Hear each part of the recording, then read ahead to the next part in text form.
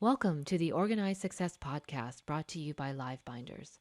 In this episode, Linda Hool and I explore the highly charged topic of fake news and the subtle way in which the internet neutralizes our critical ability to distinguish truth from lies. We invited longtime Livebinders curator Susan Brooks Young to talk about her popular digital binder Truth Matters, Digital Literacy in the Post-Truth Era. I am excited to share this fascinating conversation with you. At the very least, you'll be able to appreciate the power of critical thinking. Please welcome Susan Brooks Young. I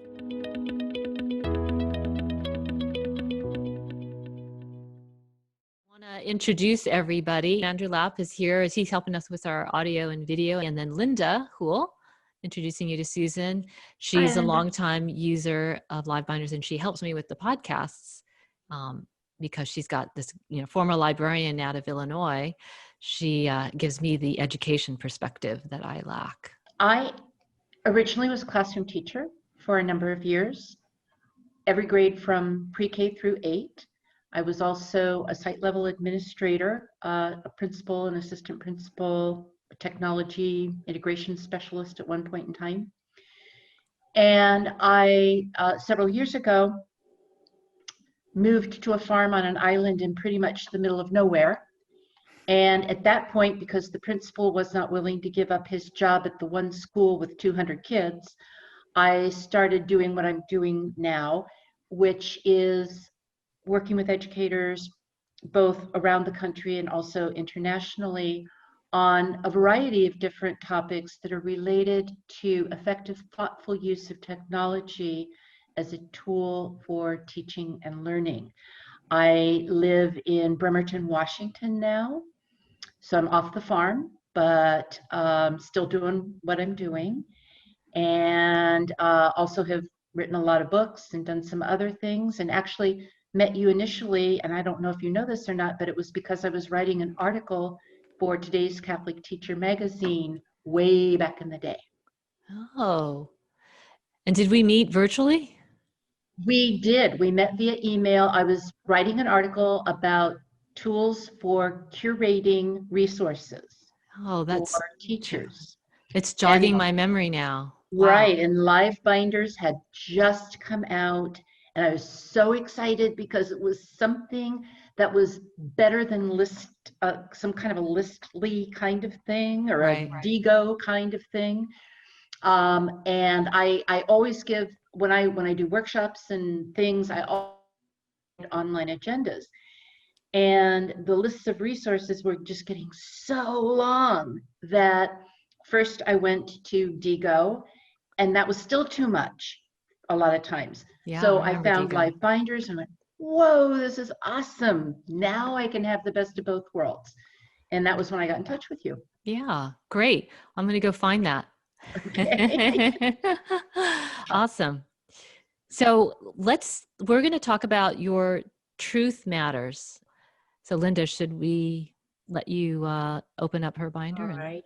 Okay. A couple weeks ago, I had found your binder before. I had it in my awesome binder shelf. And because it's so relevant to me. Back in around 2000, I started a lesson plan with my 6th graders with the Burmese mountain dog. And every year at the beginning of their research project, I had them in the computer lab, which we put in about 97, I think it was, and had them, research this dog. And when it was all done and over, I would say, hey guys, you've been had. This is why you have to really think about what you find online. And today's world, oh my gosh, this many years later. So when I found your binder full of resources, I felt that it needed to be highlighted. I did a video review of your binder because I wanted to highlight it as something that should be seen. And I just liked all the areas that you covered, from books, reports with Pew in particular, the understanding numbers. And this is, to me, the content is not just relevant to our kids. it's relevant to everybody because everybody is being taken in by so much misinformation. And there was just so much here that could be pulled into a lesson by anybody, could be referred to by anybody. And I just felt it was necessary to highlight it. I loved all the activities, which gave people, options of what to pull on. And in a comment I made on Facebook to my friends, is said, this is something for any of us to look at. And why don't you try some of these activities? They're just not for the kids. So I just felt that this is just an awesome binder that everybody should take a gander at. And so that's why I highlighted it and why I wanted to bring this one into our discussion. Wow, that's really impressive. Great. Thank you so very much. It really makes me really happy to know that something I've really put my heart into has had that much impact already. I really appreciate that. I think it's had a lot of reviews before this, and I hope it continues to, which leads us sort of into the question, what brought this binder about? How and why did you start it? Actually, I discovered very early on that one of the things I love about live binders is the fact that I can create one on the fly if I need to. And when I'm working with teachers, or I am working with a class of students, or I'm with community members, or I'm with a parent group, whoever I'm working with, I really want to be sure that when they leave, they not only have the information that they heard and they saw and they tried out, but that they also have reference points that they can go back to. And I started actually almost accidentally by creating a live binder about digital literacy skills on the fly at a session in Dallas several years ago. And that binder ended up going from a 10-minute throw this together, make sure people have what they need, to me adding a couple of collaborators to it and us really expanding upon it. And we've used it ever since as a basis for workshops that we present all around different aspects of digital literacy and helping teachers and students be better at what they do. That's a long story to say. At the beginning, this binder was a tab in that binder. I added it. We were changing up a workshop, and we kind of have a reputation. It's Dan Morris and Ryan Imbriali and I. We kind of have a reputation for focusing on a couple of different things, one of which is digital citizenship. And we mix up our workshops. We don't do the same thing every year because we do have a lot of repeat attenders. And so one year I said, I, as a former English teacher, have been really concerned about what's going on with what I see online. And this was before anybody was talking about fake news or anything else. It was just, I was seeing that there were a lot of things being put out there on the interwebs that just were not necessarily true. And so I wanted to start addressing that as an element of good digital citizenship. So this binder started off as a tab called Truth Matters in the other binder. Then it got so big that I finally said, I've got to migrate this over and turn it into a binder of its own because there are just too many resources here. It's too overwhelming. And I was working on the book at the time, so I took the liberty of coming up with tabs that correlate with how the book is organized, and also how I organize workshops that I do just strictly on digital literacy. So when you say books, you mean the book that you wrote? Yes. Okay. So this will kind of back up the book that you're about to print that we're going to talk about. Yeah, great. Yes. Nice. Yes. And so this binder now actually is serving a number of purposes, used for workshops, something that teachers and their students and community members and parents are welcome to use. You're absolutely right, Linda. When I did this, I wanted to choose activities that would be appropriate not just for students, but also for the adults in their lives. So, because so many people struggle with these skills, they can't recognize disinformation. So, how on earth are they supposed to be able to help kids recognize what they're looking at? Right. Yeah. So, That goes along with something I saw yesterday, how senior citizens, of which I am, have a problem. And then in turn, the young people in another article said they're concerned about the adults that are providing the misinformation because they're not thinking about it. absolutely. Absolutely. Yes. So that is how this binder came to be, and it is still a work in progress.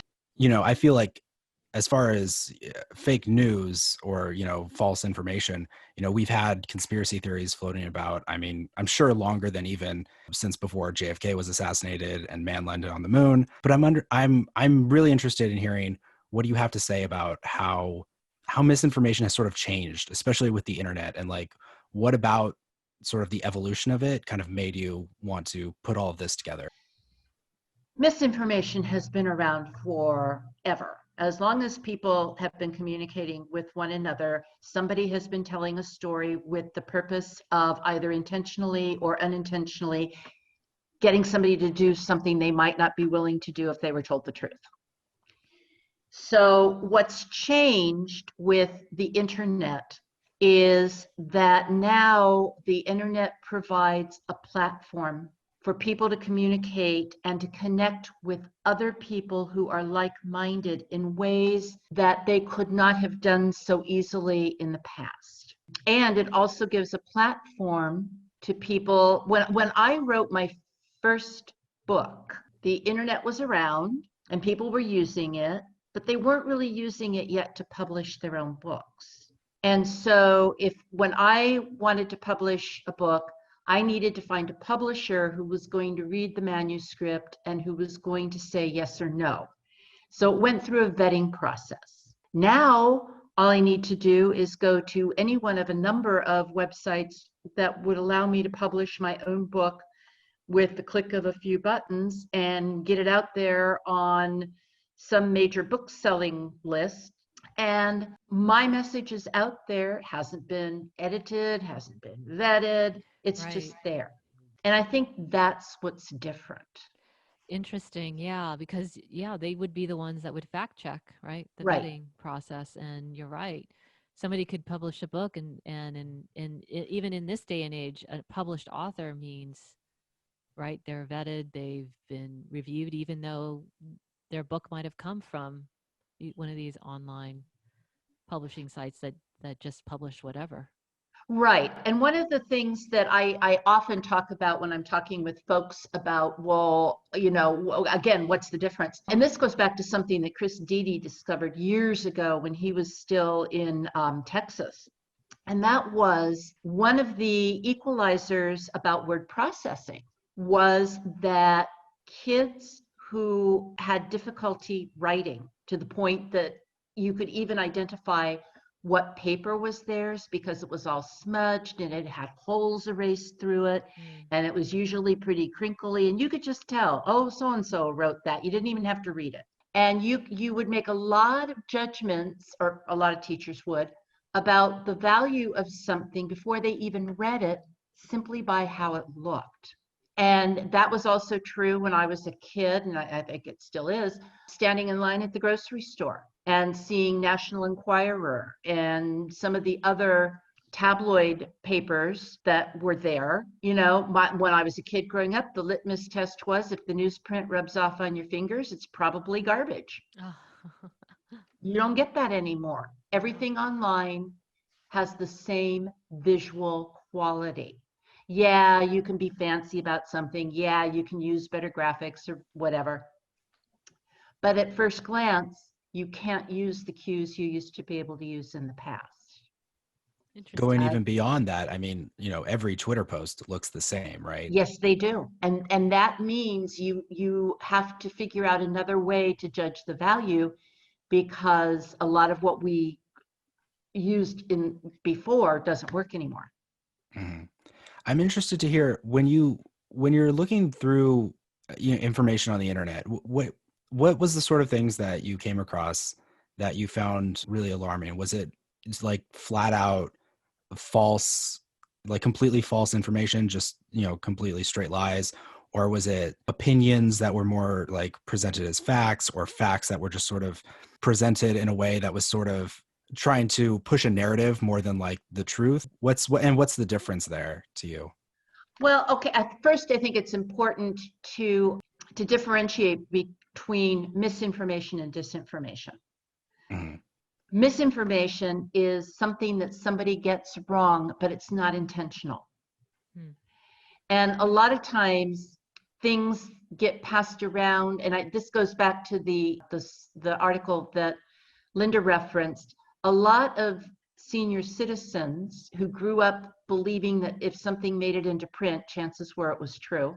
A lot of them pass things around that are dead wrong, but they're not doing it on purpose. They think it's really true. So that is an example of misinformation. Mhm. Disinformation, on the other hand, is flat out not true, and it was created and distributed to lead people astray. Period. There's nothing redeeming about it at all. And given that definition, it's possible to take something that was originally disinformation, that was created by somebody on a troll farm in Eastern Europe, that was designed out of whole cloth and meant to confuse and mislead people. And it gets to your great aunt's email box somehow. And Mhm. she reads it and goes, "Oh my gosh, that's horrible." And then immediately forwards it to everybody she knows. What she has done is misinformation, because she didn't really mean to hurt people. She thought she was passing along accurate information. Right. But what she passed along was disinformation. And what about, I mean, it's one thing to see things that are totally just complete lies that get spread Mm-hmm. around because they're presented to people who are sort of susceptible to that. Yep. And then I think there's another angle to it too, where you have certain media outlets that will take things that are it, I'm interested to see like where someone like or where a group like I don't want to get too political or too partisan here, but where uh, I'm trying to think of like an outlet like OAN. I don't they were in the news sort of recently, Yes. where an outlet that's that based here in America, they're not necessarily propped up by some foreign adversary or something, but they have an agenda, and what they'll do is they'll take sort of bits and pieces of real information to sort of weave a narrative that is very one-sided, and how do you sort of counter that kind of thing? Right. Well, okay. And that's where you get into talking with folks about what's often called counter knowledge, but it's actually kind of the basis of conspiracy theories or pseudoscience or pseudo history, like Holocaust deniers. Mhm. That's pseudo history. And that's what's so insidious about it, is because there will be grains of truth. And so it's not enough to say to someone, you need to do your research and you need to look and see if you can find facts that back this up, because of course they will find a few that do. Right. So what they need to be able to do then is they need, in addition to doing some research, they need to use some critical thinking skills. And they need to be able to look at a conspiracy theory, and they need to be able then to go through that. And there's actually a set of steps that I am not going to try to say off the top of my head right now, but they are actually in a lesson plan that I designed for the book that's available online. And if the book is not already mentioned in the live binder, it will be, because it was released just a couple of days ago. But there's an actual series of like 5 questions that you can ask about something like what you're talking about, to work through and say, okay, this is likely to be true, or this is not probably the truth, based upon the answers to these questions. Right. How is the education community, because that's where you mostly share this, are they coming to you and asking you for these workshops and conferences and books? Or are you having to keep sharing this knowledge with them that we really need to have this in your schools, that we really need to educate, this population? Like, is there a demand for it? Are people really aware of it? Or are you finding that you have to struggle? It's both.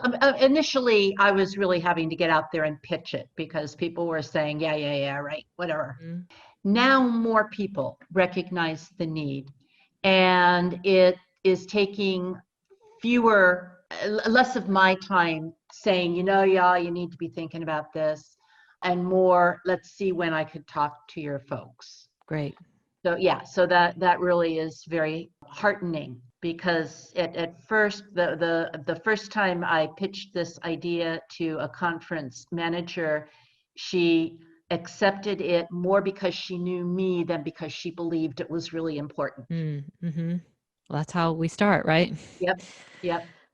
And then the other thing I was going to say was, you mentioned the 5 steps, which you weren't going to repeat because they're very detailed and you have them in your book. I mean, I think having specific steps for those of us who need a way to think about things, especially if we don't have the time to really do the research, like, do you go about giving, quick cues for people to use so that they know, well, I really got to, okay, clearly I need to investigate further. Let me not take this too seriously right now. Because that's what you want, right? You want them to at least not just swallow it up, but to take a few steps back, right? They're Right. actual cues that we can learn. Right. Yeah. And basically what I do now, the work I do is based originally on work by Daniel Levitin. He wrote a book called Weaponized Lies.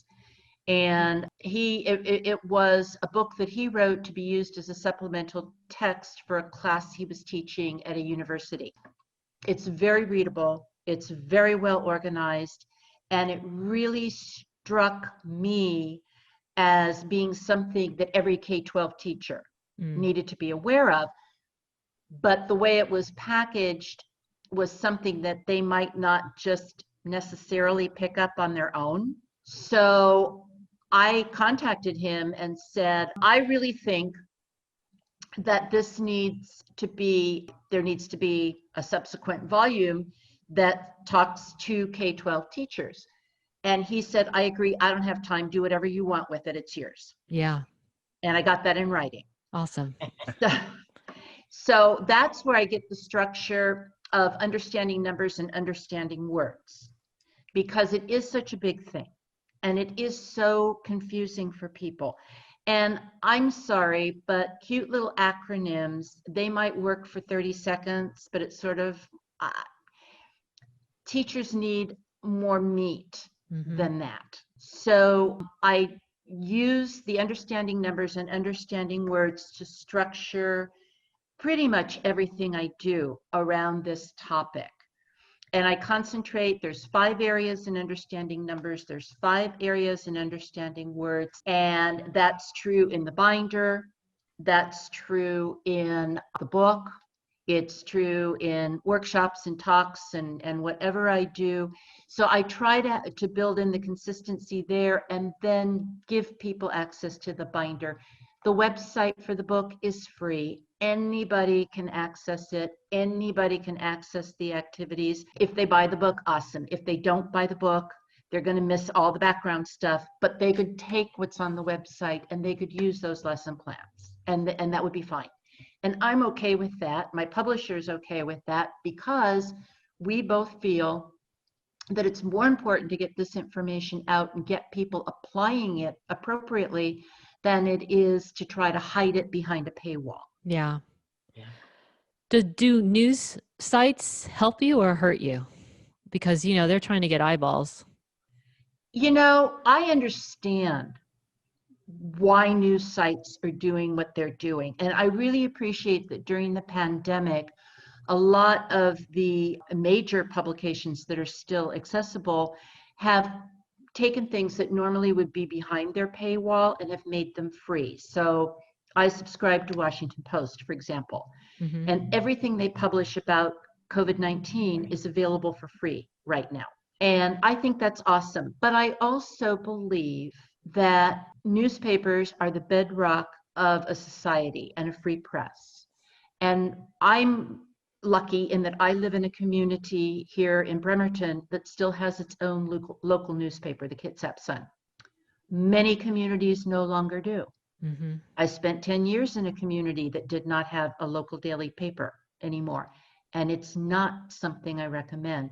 So I understand that as much as I would love for all their stuff to be free, I subscribe to their digital edition of the paper because somebody's got to pay their salaries. Mm-hmm. Somebody's got to pay the rent for the physical building they've got to have, so they publish the paper for the people who want or need that. And so I think that while it would be lovely to live in a world of free news, that we have to bite the bullet and we need to pay for it so that we still have it.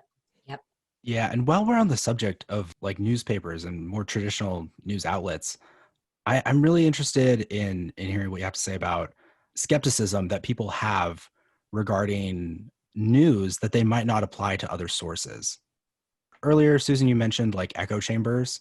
Yep. And I've had Tina mentioned I have like kind of a background in journalism. I've spent some time like in like more of these echo chambers that I'd really care to. By the way, I don't know what an echo chamber is. If you can, sorry. Right. Susan, you should probably take that one.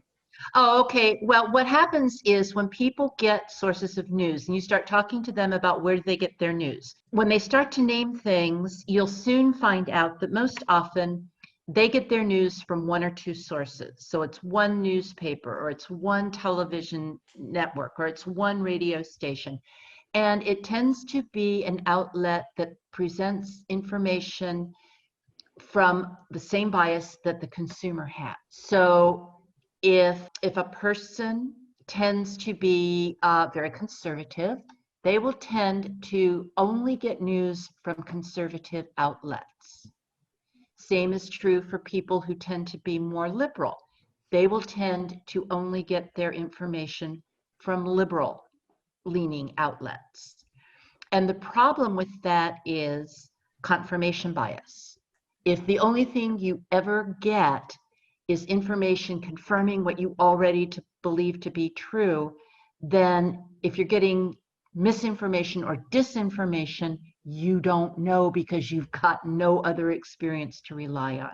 Yeah, everybody is saying it, right? That idea. Right, but they just keep saying the same thing over and over again, which only convinces you that you really are right and everybody else is wrong. I'm interested in hearing how do you sort of, because I notice people in these sort of echo chambers, what they'll do is they'll have a lot of skepticism, the kind of skepticism that you might even like them to have, but they apply it very selectively.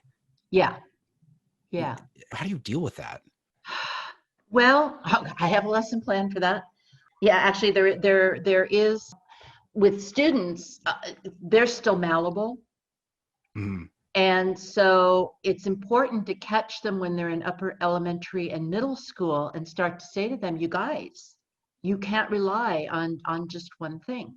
And explain to them also how the algorithms work online, because people don't realize that like buttons mean more than telling whoever posted something that you just read that you appreciate what they posted. That also is telling the platform that you're using, oh, Susan's friend posted a recipe that has 14 kinds of chocolate in it, and she liked it. That means Susan likes recipes with chocolate. Let's give her more. Yeah. Okay? And so pretty soon, I could end up with the impression that in the United States, most people have given up all desserts except those that involve chocolate, because that's all I'm seeing anymore. And that's very simplistic, but that's kind of how it works. And so I never, when I have like a news app that asks me at the end of a story whether or not I'd like it, I liked it, I don't click anything because I don't want that app or whatever to start funneling me down rabbit holes. It's already going to do it because I click on some titles and I don't click on others. I was thinking when you mentioned echo chambers that it's been interesting many times when I've done a search and then my friend has done the same search, we come up with two different results. And that was something that has really grown, as particularly a certain search engine follows your interest as it gives you the information you think you're looking for, but might be in line with what they found you've been clicking on along the way. Indeed, that is very true. And so sometimes I will use 2 or 3 different browsers. It's not a complete fix to the problem, but I'll use Google or I'll use Firefox or whatever, but use different browsers because you will get different results depending upon what that browser's algorithm has picked up about you. I'm glad you brought that up, Linda. I mean, it should be constantly reinforced at every level of their academic journey, certainly. It should. And the other thing too is a lot of people don't realize that they need to start modeling these skills when kids are in kindergarten. Mm-hmm. And it's Yeah. something that they just need to grow up with, thinking about, obviously at different levels. You're not going to have 5-year-olds exploring the ins and outs of conspiracy theories, but there are things you can start modeling for them and teaching them all along so that by the time they hit upper elementary and middle school, they're ready to really start doing some serious digging into things. And we all know how the younger kids are always excited to go to the library and the opportunities. So it's while that excitement exists, you really need to reach them. Absolutely. Absolutely. Yeah, I like that model of, giving them the game, if you will, of figuring out what's real, what's not real, or how to approach a piece of media and getting them to develop those critical thinking skills, which is a critical thinking skill. That's a requirement, right? Right. Exactly. Yeah. I love your title, this digital literacy in the post-truth era. That's quite a statement. I don't know if you want to reflect on that. And I love your image on that introduction tab of the picture of the New York Post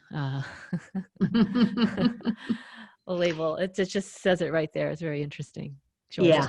I was really interested in asking you about whether or not you get any pushback, because I know you've gone around, you've done conferences and workshops on all this kind of stuff.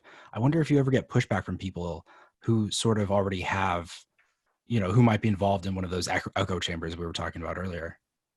Actually, yeah, I do. Not terribly often because people kind of know who I am, and I often will start off sessions saying, "Look, there not every story has 2 sides. That's where I'm coming from. So sometimes it's important, and in fact, it's a whole riff on. I don't call it fake news because that softens it, that sugarcoats it. It's lies. So call it what it is. And don't try to pretend that every story has 2 sides because, oh, wait, they don't. Sometimes there's the truth and there's a lie. And that's just the way it is. And you can fact check and you can determine what that is. And we have sort of a social contract that says when you've got a fact checker like PolitiFact, for example, that has a good reputation, that's run by a reliable, trustworthy agency, then by golly, until you can actually definitively prove that what they're saying is not true, I'm going to believe it. Mm-hmm. Do you have a word for that or a specific way of addressing that sort of phenomenon? So, for example, if you have a panel of experts on CNN, and one of those experts is someone who they may be like a professor at some university somewheres, but they have some very radical idea about national politics or something like that. Right. Okay. And that what we're getting into there is that whole area under understanding words about what constitutes an expert. First off, folks, I would argue that folks who are talking on CNN are pundits. I would want to know what qualifies them as being an expert, because teaching at a university does not necessarily qualify you as an expert in the topic on which you are opining. So I think that a real disservice is all the cable networks, all of them, bringing people on, having them pontificate about topics on which they may or may not have expertise. And being an expert in one area does not make you an expert in another.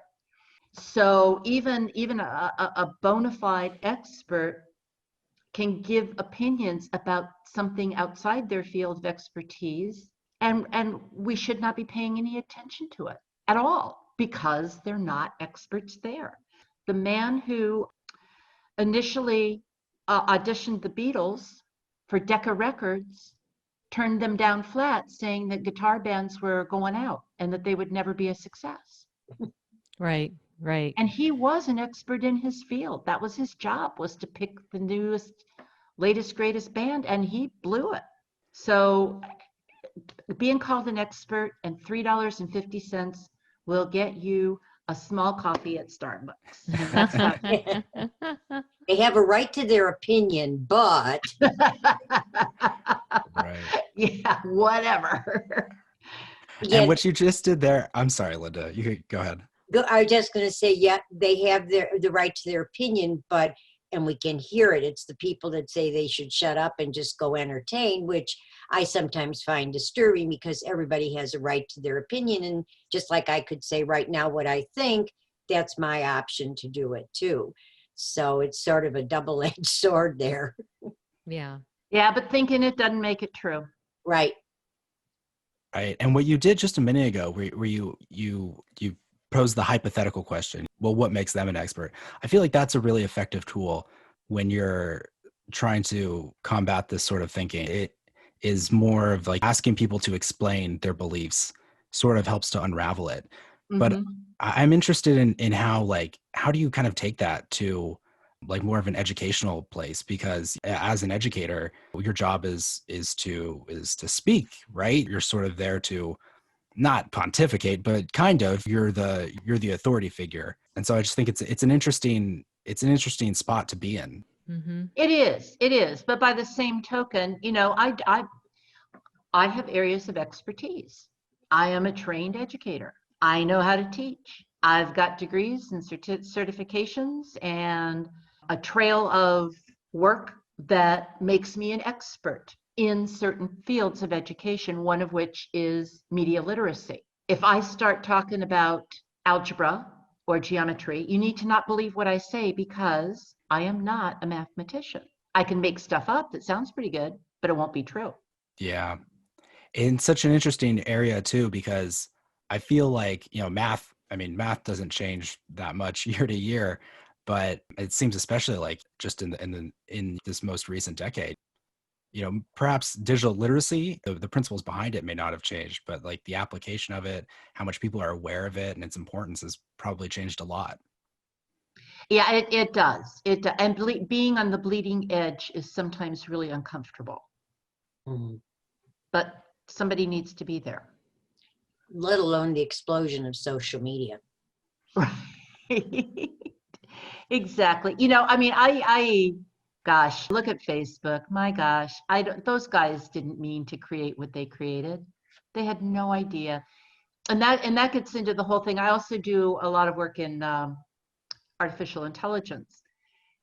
And it's the whole idea that somewhere along the line, we stopped teaching about ethics Mm-hmm. and we stopped teaching about unanticipated consequences, and we stopped teaching about remembering that just because you can doesn't mean you should. Mm-hmm. And whether you're talking about AI or you're talking about media literacy or you're talking about the possibilities of social media, instead of going, oh, shiny, you can have a certain element of that, But it's also important to stop and say, what might be the consequences of the decisions I'm making now? Is this something I really want to do? How is this going to be a benefit? What could be the possible drawbacks? We do way too much forging ahead because it's cool, and then having to figure out what are we going to do now that that horse is out of the barn. Yeah. Yeah. Than we do trying to be a little bit more thoughtful ahead of time. And that doesn't mean don't innovate. It just means maybe be a little more ethical about it. I think you could say that about just you as a person, as a human being, as you approach relationships and your jobs, your careers, everything. Yep. Like, what would you label that as? I don't even think when we were growing up that existed, that kind of a course. Is it social studies? Is it?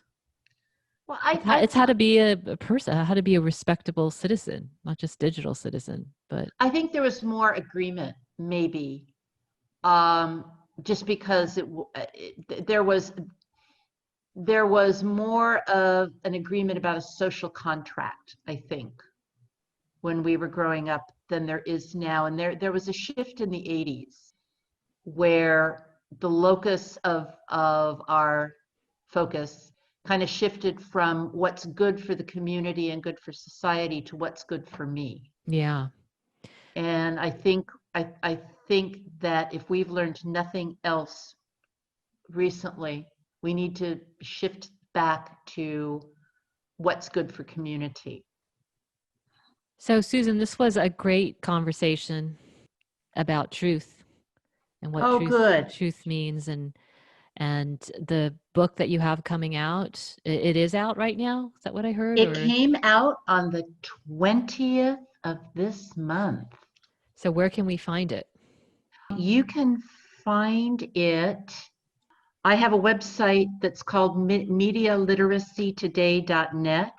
And if you go to the first page of that, the homepage has a link to the book. It's the title is just horrible, but it's called The Media Savvy Middle School Classroom: Strategies for Teaching Against Disinformation.